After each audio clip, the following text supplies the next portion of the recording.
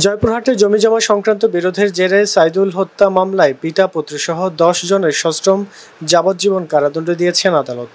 একই সঙ্গে তাদের প্রত্যেককে ১ লক্ষ টাকা করে জরিমানা অনাদায়ে আরও ২ বছরের কারাদণ্ড দেওয়া হয়। মঙ্গলবার দুপুরে অতিরিক্ত দায়রা জজ প্রথম আদালতের বিচারক নুরুল ইসলাম এ রায় দেন। বিষয়টি নিশ্চিত করেছেন জেলা জজ আদালতের সরকারি সহকারী কৌঁসুলি আবু নাসিম শামীমুল ইমাম শামীম।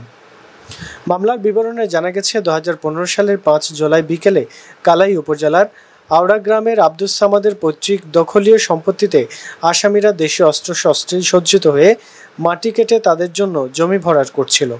তখন সামাদের ২ ছেলে সাইদুল ও শরীফুল তাদের বাধা দিলে আসামিরা সাইদুল ও শরীফুলকে দেশীয় অস্ত্র দিয়ে মারপিট করে রক্তাক্ত করে জখম করে। পরে স্থানীয়রা তাদের উদ্ধার করে হাসপাতালে ভর্তি করার পর ১৪ জুলাই ঢাকা মেডিকেলে চিকিৎসাধীন অবস্থায় সাইদুল মারা যান। এই ঘটনায় নিহতের বাবা সামাদ বাদী হয়ে কালাই থানায় একটি হত্যা মামলা দায়ের করলে দীর্ঘ শুনানি শেষে আদালত এই রায় দেন।